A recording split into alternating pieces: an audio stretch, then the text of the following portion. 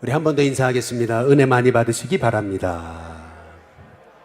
우리 마지막으로 인사하겠습니다. 기도의 용사이십니다. 우리 같이 인사하겠습니다. 우리 같이 기도하겠습니다. 주신 하나님 감사를 드립니다. 우리의 신앙이 우리의 생각과 우리의 판단으로 세워지는 신앙이 아니라 영원하신 하나님의 말씀 위에 세워지는 믿음이 되기를 간절히 원합니다. 갓난 아기들 같이 하나님의 말씀을 사모하여 하나님의 말씀 때문에 우리가 매일 말씀 앞에 설 때마다 예수님을 만나고 하나님 주신 감격을 경험하고 그 말씀의 맛을 알아서 그 말씀이 얼마나 송이꿀보다 더 단지 그 말씀의 비밀을 체험하여 매일 말씀 앞에 설 때마다 나를 구원하신 하나님의 은혜 때문에 감격하고 감사하고 눈물 흘리는 그러한 말씀의 은혜를 아는 하나님의 종들이 되도록 인도하여 주시옵소서. 오늘도 말씀 듣기 원하오니 성령께서 우리 가운데 말씀에 주옵시기를 원하옵고 우리 주 예수님의 이름으로 기도드리옵나이다. 아멘. 저희 교회는 최근에 우리 갓난 아기들이 조금 꽤 되죠. 우리 철규 형제가 또 그 가정에서 태어난 우리 시온이라든지 또 마목사님의 윤성이 또 이번에 우리가 맥주감사주를 맞아서 또 영아 세례를 받는 아이들이 현재까지 한 3명 정도 이제 되고 있어요. 이렇게 갓난아기들을 이렇게 보게 되면 그냥 보는 것만 해도 이렇게 웃음이 나고 기쁘고 이제 좋은 것 같아요. 특별히 우리 아이들이 옹알이를 한다든지 아니면은 갑자기 우리를 보고서 웃어준다든지 그럴 때 이렇게 굉장히 좋지 않아요? 더구나 우리 아이들을 볼 때 이제 신기한 거 그 중에 하나가 아이들이 그렇게 엄마 젖을 사모하잖아요. 얼마나 그렇게 젖을 사모하면 이제 아이들이 평상시에도 계속 입을 이렇게 젖을 사모하면서 움직이니까 이렇게 그냥 젖꼭지를 그냥 물어주잖아요. 얼마나 이 아이들이 그 엄마의 젖을 사모하는가라고 생각한다면은 오늘 말씀에 갓난 아기들 같이 순전하고 신령한 젖을 이제 사모하라라고 하시는 이 말씀의 의미가 우리에게 어떤 말씀인지 아마 깨닫게 되는 은혜가 있게 될 줄로 믿습니다. 그냥 하나님의 그 말씀을 그냥 갓난아기들처럼 이렇게 그냥 사모하는 그런 것뿐만 아니라 시편에 119편에 131절에 보니까 이제 시편 기자는 이렇게 얘기했어요. 주의 계명을 사모함으로 내 입을 벌려 헐떡였다 이렇게까지 얘기를 합니다. 말씀이 얼마나 내게 기쁨이 되고 사모가 되는지 입을 열어 헐떡였다 이렇게 이제 말하고 있어요. 가뭄에 이제 목이 말라가지고 그래서 이제 강아지들이 예를 들어 막 강아지들이 뛰다가 딱 멈추면 이러잖아요. 이제 이런 것처럼 이렇게 하나님의 말씀을 사모해서 헐떡였다 이렇게까지 이제 말하고 있어요. 그래서 시편의 42편 1절에 사슴이 시냇물을 찾기에 갈급함처럼 내가 주를 찾기에 갈급합니다. 이제 그렇게 이제 고백하잖아요. 실은요, 아기가 밥을 찾지 않고 엄마 젖을 찾지 않으면은 이 아이는 병든 겁니다.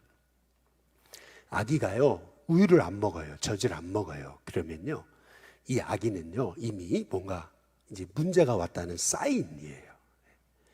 물론, 이제 아기가 젖을 안 찾을 때가 있죠. 그건 뭐예요? 젖 아닌 다른 거 먹었을 때. 이제 우리도 그렇잖아요. 간식 실컷 먹고, 아이들이 초콜릿 실컷 먹으면은 이제 밥 때가 됐는데 밥을 안 먹잖아요. 그러니까 먹지 말아야 될 거 다른 거 먹으면은 그러면은 아이들이 밥을 안 찾거나 혹시 아이들이 밥을 안 찾는다면 그러면 이제 가장 큰 이유, 그건 병든 거 아니겠어요? 이제 마찬가지로 우리의 신앙도 똑같아요. 말씀에 대한 갈급함이 있는 게 정상이에요. 우리가 신앙생활 하면서 말씀 없이도 내가 1년을, 5년을, 10년을 산다. 이거는요, 여러분의 구원을 의심해 봐야 돼요. 실은요, 말씀에 대한 갈망, 이 말씀에 대한 목마름, 이 말씀에 대한 사모함, 여러분 이거는요, 우리가 구원받았다라고 하는 증거예요. 실은요, 오늘 말씀에 우리 베드로전서 2장 2절의 말씀을 보시면 갓난 아기들처럼 이렇게 순전하고 신령한 자를 사모하라 그랬어요. 사모한다는 말은 심히 사랑함으로 그렇게 찾고 찾는다, 동경한다 라는 뜻이 있어요. 그래서 이렇게 신령한 젖을 먹어야 우리가 구원에 이르도록 어떻게 돼요? 자라요. 믿음이 자라고, 우리의 신앙이 자라고, 우리의 영이 자라고, 우리의 인격이 자라려면 하나님의 말씀이 필요하다는 거예요. 갓난아기들처럼 순전하고 신령한 젖을 사모하고 그 젖을 먹어야 우리의 믿음이 자란다는 것입니다. 우리 일신교회 성도님들이 이렇게 갓난아기들처럼 그렇게 매 순간 어미의 젖을 사모하듯이 그런 하나님의 말씀을 사모하는 우리 일신교회 성도님들 되시길 주님의 이름으로 축복합니다. 그런데 이 젖을 사모해야 되는데 우리가 어떻게 살았어요? 우리 베드로전서 2장 1절에 보니까 말씀 대신에 우리는 모든 악독이라 그랬어요. 모든 악독, 다시 말하면 미움이라든지 그럼 내 마음속이라는 분노라든지 모든 악이에요. 모든 악독과 그리고 기만, 속임수를 얘기하는 거거든요. 진실하지 못한 거, 그리고 외식, 척하는 거, 시기, 질투하는 거, 그리고 모든 비방하는 말. 우리가 바로 이 가운데 서 있었기 때문에 믿음이 못 자란 거예요. 믿음이 성숙하지 못한 거예요. 영적으로 자라나지 못한 거예요, 사실은요. 여기서 비방하는 말이라고 하는 말의 의미는 원어적인 뜻으로 보면은 아래에서라는 말과 말이라고 하는 말에 결합된 말이 비방이라는 단어입니다. 다시 말하면 내가 누군가를 비방함을 통해서 그 사람의 가치를 떨어뜨리는 거예요. 내가 어떤 사람에 대해서 그 사람에 대해서 내가 나쁜 말을 하게 되면 그러면 그 사람에 대한 그 존귀함이 이게 떨어져요. 가치가 떨어져요. 그런데 실은요, 내가 누구를 비방함을 통해서 누군가의 가치를 떨어뜨릴 뿐만 아니고 내 가치도 떨어지는 거예요, 실은요.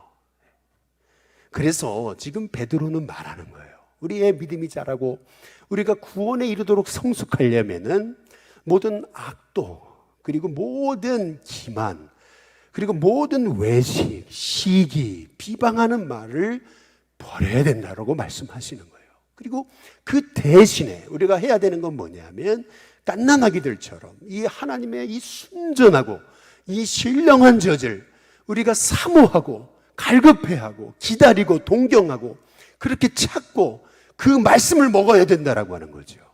그래서 오늘 베드로전서 오늘 2장에 우리 3절에 보면 이렇게 얘기하는 겁니다. 우리 다 함께 같이 한번 읽어보겠습니다. 함께 있습니다. 시작. 너희가 주의 인자하심을 맛보았으면 그리하라.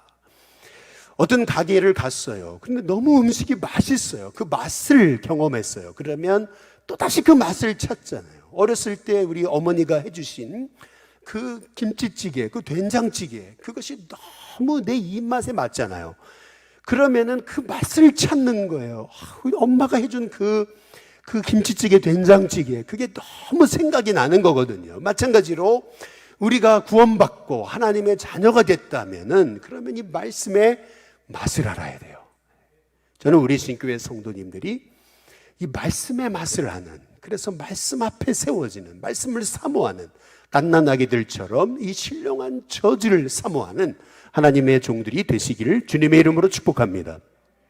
저는 중학교 3학년 때 목회자가 되기로 서원을 했어요. 그리고 제가 들어갔던 그 고등학교는 당시에 그 지역에서 불교 학교로 소문난 학교였습니다. 그런데 참 하나님이 만남의 축복을 주셔가지고 제 동기, 제 선배, 제 후배들과 함께 주바락이라고 하는 기독교 단체를 세웠어요. 선교 단체를 우리 친구들끼리 같이 학교 안에 세웠어요.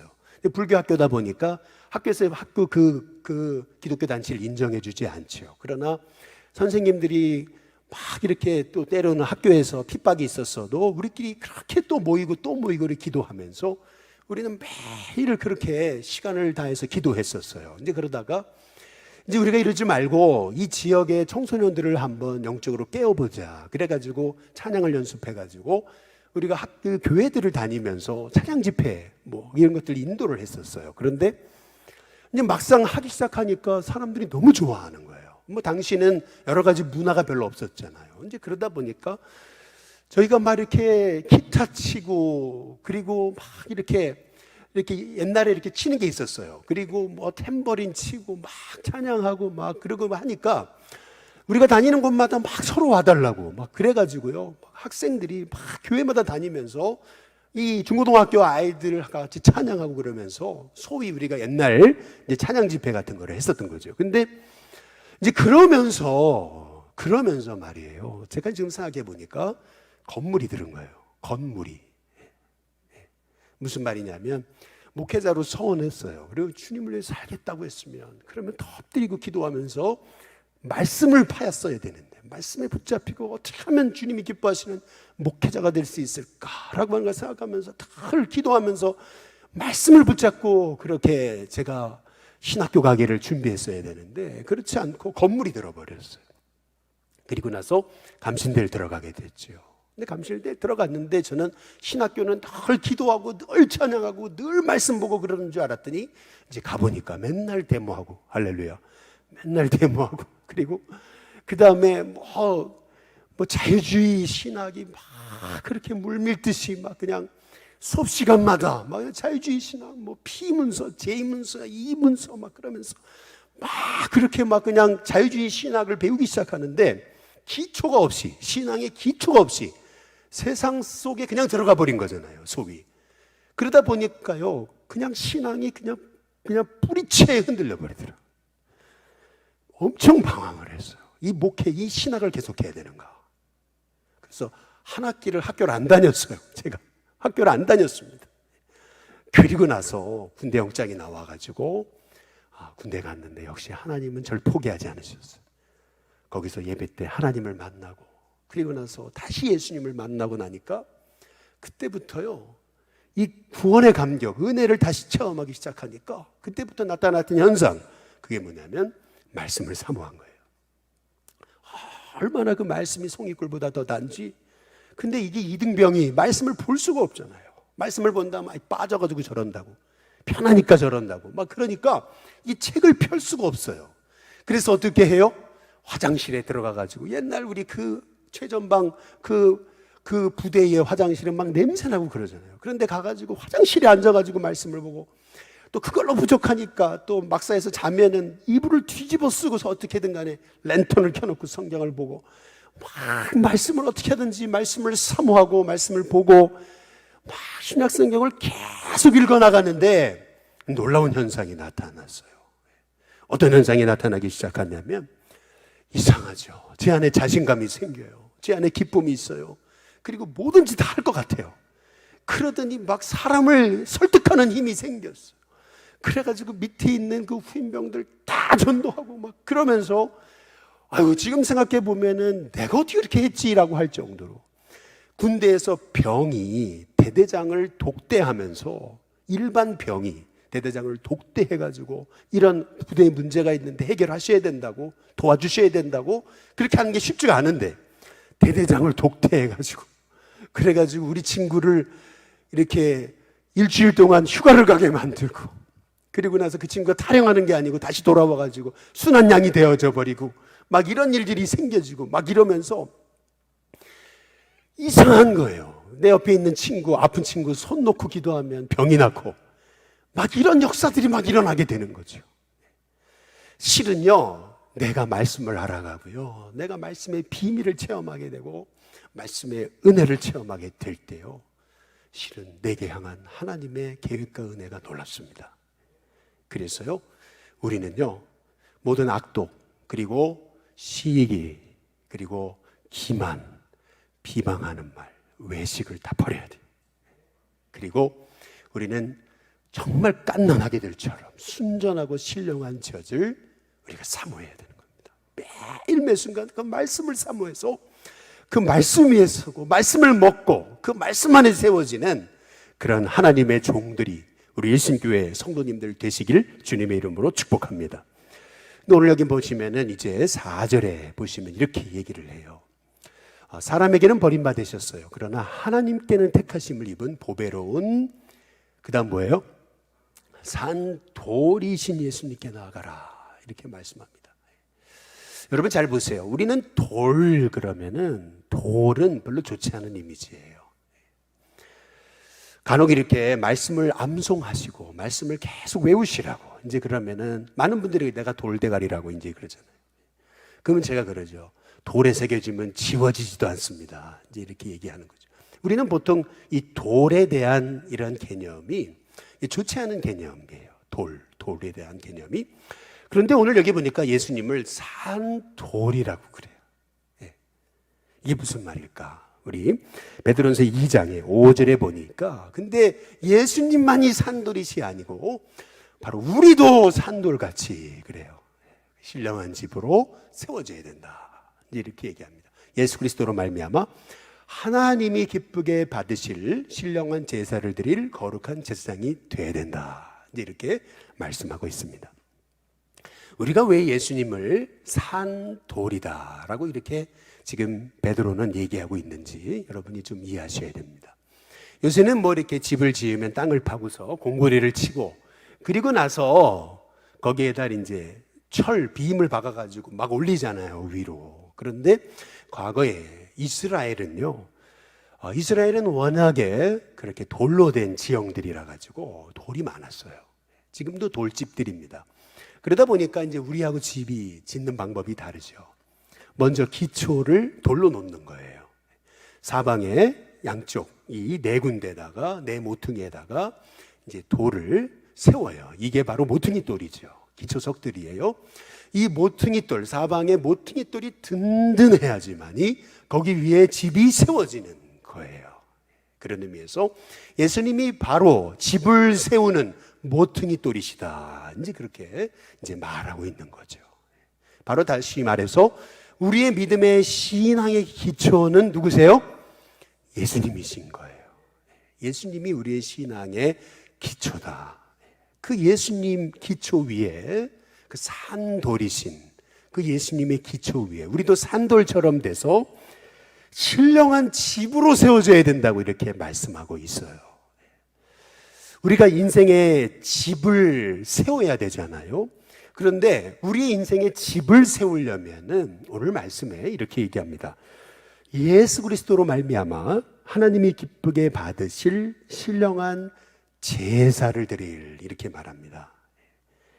거룩한 제사장이 될지라 이제 이렇게 말씀하고 있어요. 그러니까 오늘 말씀에서 우리에게 주시는 말씀이 뭐냐면은 여러분 우리가 말씀을 기초로 해서 말씀이신 예수님을 기초로 해서 우리의 신앙의 집이 세워집니다. 근데 이 신앙의 집이 세워지려면은 우리에게 필요한 것 그것은 뭐냐면 하나님이 기쁘게 받으실 거룩한 예배가 필요한 거예요. 그래서 우리로 하여금 하나님이 기쁘게 받으실 거룩한 제사 예배를 드릴 거룩한 제사장이 돼야 된다. 이렇게 말씀하고 계시는 겁니다. 쉽게 말하면은요.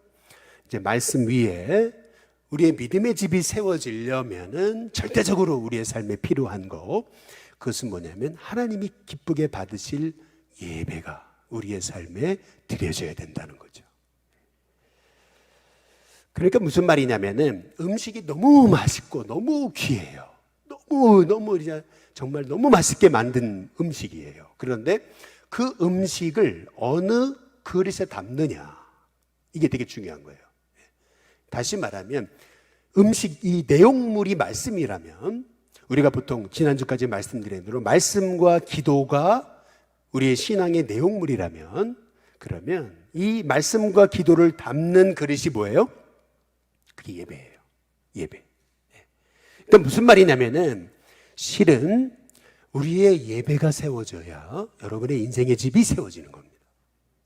실은 예배가 무너지면 내 믿음의 집도 무너지는 거예요. 우리 사도 바울이 지금 얘기가 그거예요. 바로 너희들도 산돌처럼 세워져야 되는데 그렇게 신령한 집으로 세워지려면 하나님이 기쁘게 받으실 거룩한 예배를 드려야 된다. 그래서 니들이 거룩한 예배자가 돼야 된다. 거룩한 제사장이 돼야 된다. 그러니까 다시 말하면요. 우리가 보통 사도 바울의 고린도전서 13장 13절의 말씀 믿음과 소망과 사랑 이 세 가지는 어떻게 돼야 돼요? 항상 있어야 되죠. 그러니까 우리 신앙을 삼각형으로 비유한다면은 믿음, 소망, 사랑 이 세 가지는 항상 있어야 돼요. 이게 신앙의 가장 중요한 그 믿음의 기초예요. 믿음, 소망, 사랑. 그렇죠? 이 세 가지가 항상 있어야 돼요. 우리의 영적인 신앙의 기초, 믿음, 소망, 사랑 이 세 가지를 신앙의 삼각형이라고 한다면은, 그렇다면 우리의 믿음도 똑같아요. 우리의 영적인 기초, 신앙의 기초의 삼각형은 말씀과 기도와 예배가 있어야 되는 거죠. 그런데 믿음, 소망, 사랑 이 세 가지는 항상 있어야 돼요. 근데 그 중에 제일은 뭐예요? 사랑이죠. 마찬가지로 말씀과 기도, 예배라는 신앙의 삼각형이 필요한데 그 중에서 계속 있어야 되는 게 뭐예요? 예배입니다. 예배. 실은요, 예배가 무너지면 말씀과 기도 생활도 무너져요. 그러니까 아무리 좋은 음식도 어떤 그릇에 담느냐가 되게 중요하듯이 마찬가지로 말씀과 기도 생활이 바로 우리의 신앙이라는 영적인 집을 세우려면은 그 프레임이 중요한데 우리의 신앙의 뼈대, 프레임이 뭐냐? 그것은 예배라는 겁니다. 그러니까 다시 말하면 뭐냐면 예배가 무너지면 여러분 신앙도 무너지는 거예요. 예배가 세워지지 않으면 내 인생의 신앙의 집이 세워지지 않는 거예요. 그러니까 예배가 신앙의 핵심이에요. 그래서 우리 하나님은 워커, 그러니까 일꾼을 찾는 게 아니고요. 하나님은 워시퍼, 다시 말하면 예배자를 찾으시는 거예요. 지금도 영과 진리로 예배드릴 사람, 그 예배자를 찾으시는 거예요. 우리는 늘 우리 신앙생활에 있어서 이 예배를 그래서 소중히 여겨야 되는 거예요. 이 예배가 내게 기쁨이 되고 예배가 내 감격이 되고 예배가 은혜가 되고 내 인생은 예배로 산다. 여러분 이것이 돼야 돼요. 이 예배가요 왜 이렇게 중요한 거냐면요, 이스라엘 백성들이 가진 그 격언이 있잖아요. 그 격언이 뭐냐면 우리가 안식일을 지키는 줄 알았는데 우리가 안식일을 지키는 게 아니고 안식일이 우리를 지켰다. 이 고백처럼 우리가 예배드리는 것 같은데 우리가 예배드리는 게 아니고 예배가 우리를 지킨 거예요. 우리의 신앙을 지킨 거예요. 우리가 한번 생각해 이제 보시면은요, 이스라엘 백성이요 홍해를 갈랐어요. 그렇죠? 하나님이 홍해를 가를 수 있는 경험을 했어요. 위대한 구원을 체험하는 거예요. 하나님 살아계시는구나. 하나님 홍해도 가르시구나. 얼마나 기쁨과 감격으로 그들은 홍해를 건넜습니까? 홍해를 건너고 나서 금방 먹을 물이 없어가지고 막 원망하니까 반석에서 물이 나게 하시잖아요. 그리고 쓴 물을 단물로 바꾸시잖아요. 만나와 메추라기로 먹이시잖아요. 그렇죠? 그런데 이스라엘 백성이요 시내산에 들어가가지고, 그래서 그들이 모세가 시내산에 올라가서 불과 며칠 만이요? 40일 만에 이스라엘 백성의 신앙은 방자해집니다. 어떻게 방자해져요? 금송아지를 가져다가 금송아지 이분이 하나님이시다. 금송아지를 만들어 놓고 거기에다가 춤을 추고 앉아있잖아요. 그게 며칠 걸렸다고요? 40일이에요. 이게 말하는 게 뭐냐면요, 40일만 예배드리지 않아도 우리의 신앙은 방자해집니다. 여기서 성경에서 말하고 있는 그 핵심 메시지는 뭐냐면은 실은요, 우리가 아무리 구원의 은혜, 구원의 감격을 경험했어도요, 예배가 무너지면 우리의 신앙도 무너진다는 얘기예요. 그래서 이 예배가 너무 소중한 거예요. 여러분이 정말 믿음으로 살기 원하신다면요, 정말 우리 자녀들이 믿음으로 승리하길 원한다면 여러분 예배의 축복을 경험하도록 해야 되는 거예요. 예배의 감격, 예배의 기쁨, 예배의 은혜 말이에요. 우리가 예배 잃어버리면은요, 오늘 말씀해 보니까 여기 6절에 한번 보세요. 6절에 보니까 믿는 자는 부끄러움 당하지 않아요. 그런데 믿지 아니하는 자는 어떻게 돼요? 8절 끝에 부분을 보니까 넘어지는 거예요. 말씀에 은혜가 없으니까 말씀에 순종하지 못해요. 그러니까 넘어져요. 그러나 오늘 여기 9절에 한번 보시면은 이렇게 얘기합니다. 그러나라고 얘기하잖아요. 그러나 너희는 그렇지 않다. 너희는 뭐라고요? 네 가지로 얘기하죠. 택하신 족속이고 왕같은 제사장들이고 거룩한 나라고 그의 소유된 뭐라고요? 백성이라고 얘기하잖아요. 택하신 족속, 왕같은 제사장, 거룩한 나라, 그의 소유된 백성. 그런데요, 여러분 잘 보세요. 이 네 가지 정체성, 이 정체성이 어떻게 회복되는 거냐면은 예배를 통해 회복되는 거예요.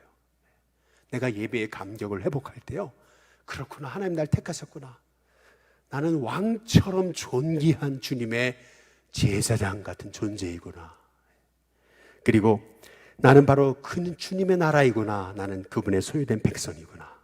여러분, 이 나를 향한 하나님의 그 존귀한 이 정체성을 언제 회복하는 거냐면요, 바로 우리가 하나님이 기쁘게 받으실 예배를 드리기 시작할 때, 예배가 회복될 때, 예배의 감격을 회복할 때, 여러분, 저와 여러분에게 바로 이러한 놀라운 영적 정체성이 회복되는 은혜가 있는 줄로 믿으시기를 주님의 이름으로 축복합니다. 그래서요, 우리의 신앙은 예배 중심으로 세워져야 돼요. 우리 일신교회가요, 그래서 더 하나님이 기뻐하시는 예배를 드리기 위해 힘써야 돼요. 예배에 감격이 있어야 돼요. 찬양이 살아있고, 말씀이 살아있고, 기도가 살아있고, 은혜가 살아있고, 하나님의 음성이 살아있는 그런 우리 일신교회가 돼야 될 줄로 믿습니다. 예배를 위해 그래서 기도하셔야 돼요. 이 예배를 사모하셔야 돼요. 예배가 기다려져야 돼요. 여러분이 예배의 힘으로 사셔야 돼요. 이 예배의 감격으로 내 인생이 달라져야 돼요. 그렇게 될 때 요한계시록 1장 6절에 보면 우리를 그분의 나라와 제사장으로 삼으신이라고 얘기합니다. 예배가 회복될 때 내가 바로 그분의 나라 자체구나, 뿐만 아니라 내가 바로 그분이 세우신 영적 제사장이구나, 그러니까 내가 얼마나 존귀한 사람인지 이게 회복되는 것이 언제냐 하면 여러분, 그게 예배라는 거예요.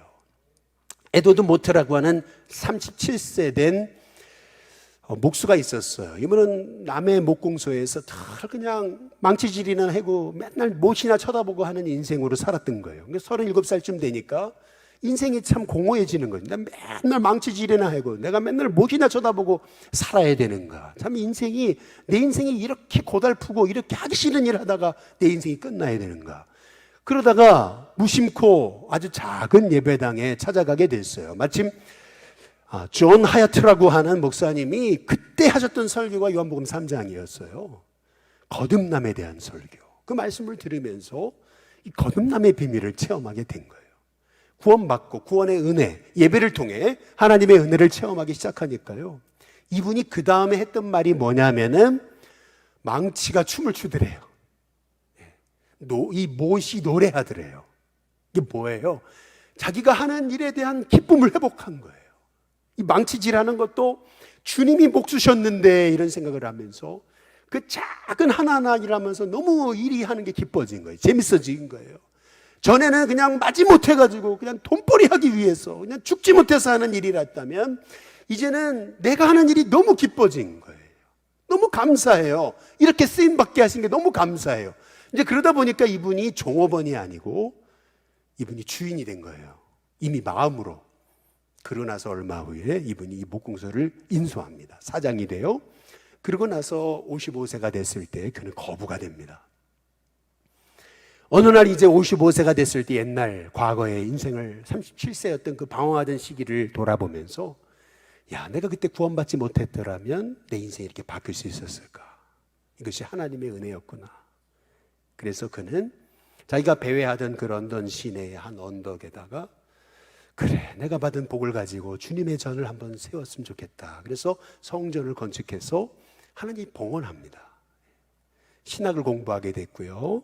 그리고 나서 그분이 성전을 건축하면서 하나의 시를 썼어요. 이제 그 시가 그 유명한 찬송가 488장입니다. 이 몸의 소망 무언가 우리 주 예수뿐일세. 우리 주 예수밖에는 믿으리 아무도 없도다.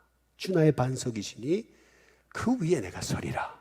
주 나의 반석이시니 그 위에 내가 서리라. 여러분, 한 인생의 목적과 소망을 잃어버리고 그 인생에 찾아온 허무감으로 인해 방황하고 낙심할 때 그가 예배를 회복함으로 그를 향한 하나님의 계획도 회복되는 거예요. 그냥 맨날 망치질하는 게 너무 괴롭고 못이나 쳐다보고 살아가는 내 인생이 너무나 초라하고 그랬던 사람이 망치질할 때 그 망치가 춤을 춰요. 못이 노래를 해요. 인생이 바뀌어진 거죠. 삶의 가치와 이 삶을 바라보는 그 눈이 바뀐 거예요. 이게 한순간에 바뀌어지는데 그 축복이 어디서 난 거예요? 예배예요. 예배를 통해서 내 인생의 이 존귀함을 회복합니다. 내가 주님이 세우신 바로 택하신 족속, 왕같은 제사장, 거룩한 나라, 그의 소유된 백성이다. 내가 얼마나 이렇게 존귀한 사람인가, 내가 얼마나 이렇게 복받은 사람인가, 나를 향해서 하나님이 계획하신 그 영적인 정체성이 달라지는 거예요. 인생이 달라지는 거예요. 저는 우리 일신교회 성도들이 이러한 예배의 축복을 경험하기를 주님의 이름으로 축복합니다. 그렇게 됐을 때 이 말씀의 비밀, 말씀의 맛을 알고 예배의 비밀을 알 때 말씀을 통해서 내 믿음이 자라가고 그 믿음의 집이 세워지는 것이 그 예배를 통해서 내 믿음의 집이 세워져요. 복의 그릇이 돼요. 그러면은요, 아, 그렇구나. 나를 이 구원하신 것이 너무 큰 축복이잖아요. 그래서 베드로전서 2장 9절의 말씀에 보니까 이제 이렇게 말씀합니다. 그러나 너희는 택하신 족속의 왕같은 제사장의 거룩한 나라고 그의 소유된 백성이라고 그랬어요. 근데 이렇게 하신 이유, 그 이유가 뭐예요? 너희를 어두운 데서 불러내서 그의 기이한 빛에 들어가 계신 분의 아름다운 덕을 뭐하게 하시려고요? 선포하게 하시려고. 다시 한번 저를 보시면은요, 우리의 신앙을 삼각형으로 비유한다면 말씀과 기도, 예배가 우리의 믿음의 신앙의 삼각형 기초입니다. 그런데 바로 말씀의 맛을 알게 될 때 그때부터 나는 막 이 은혜를 나누고 싶어요. 그리고 기도의 비밀을 체험하고 응답을 체험하면서 막 간증하고 싶어요. 그리고 예배 때 내게 주신 은혜를 체험하면서 야, 내가 이렇게 존귀한 사람이었나? 은혜 받고 나서 사람이 달라져요. 그러면서 나타나기 시작하는 게 뭐예요? 이 삼각형 중심, 그게 뭐예요? 이 예수님을 전하고 싶은 거예요. 그러니까 예배의 맛, 기도의 맛, 예배의 맛을 볼 때 우리는 전도하지 않을 수 없어요. 이 나를 어두운 데서 불러내서 그의 기이한 빛에 들어가게 하신 이 분의 아름다운 주님의 덕을 선포할 수밖에 없어요. 전도할 수밖에 없어요. 근데 그 이유는 뭐냐 하면 베드로전서 오늘 2장 10절의 말씀이 보니까 전에는 백성이 아니었잖아요. 근데 하나님 백성이 됐어요. 전에는 긍휼을 못 얻었어요. 그런데 주님의 긍휼을 얻었잖아요. 그러면 이야, 이 은혜가 얼마나 커요. 그러니까 이 은혜 가지고 우리가 복음 전하게 되는 거예요. 그렇게 될 때 저와 여러분의 삶이 가는 곳마다 여러분의 삶을 통해서 죽어가는 영혼이 세워지는 놀라운 은혜가 있게 될 줄로 믿습니다.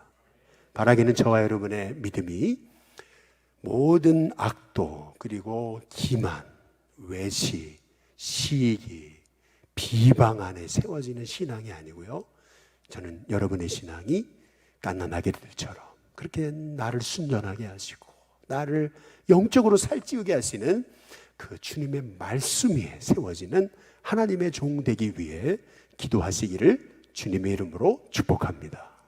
산돌이신 우리 주님이 바로 우리의 신앙의 모퉁이 돌이 되셔서 그 예수님 위에 우리의 신앙이 세워져야 되는데, 우리의 인생의 집이 세워지려면은 그 프레임, 그 기초, 틀, 그게 뭐냐 하면 그게 예배인 거죠.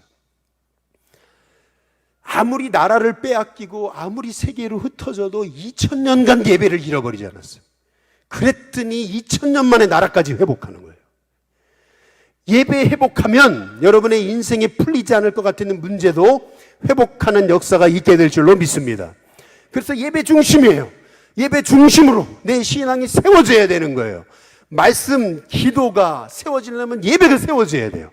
그 감격, 말씀의 감격, 기도의 감격, 예배의 감격이 세워져야 저와 여러분의 삶에 저절로 전도가 돼요. 전하고 싶어요. 그래서 여러분을 통해서 생명이 일어나요. 여러분이 복의 통로가 되는 겁니다. 이런 하나님의 은혜가 우리 일신교회 성도님들의 삶 가운데 이어지시기를 주님의 이름으로 축복합니다. 우리 이 시간 우리 같이 내가 너를 도우리라, 우리 함께 이 찬양 부르시면서 우리 기도하는 마음으로 내게 주신 하나님 말씀이라고 고백하면서 우리 이 찬양 부르시고 우리 이제 합심하여 간절하게 우리 말씀 붙잡고 기도하겠습니다. 다 함께 일어나셔서 우리 함께 찬양 부르시겠습니다.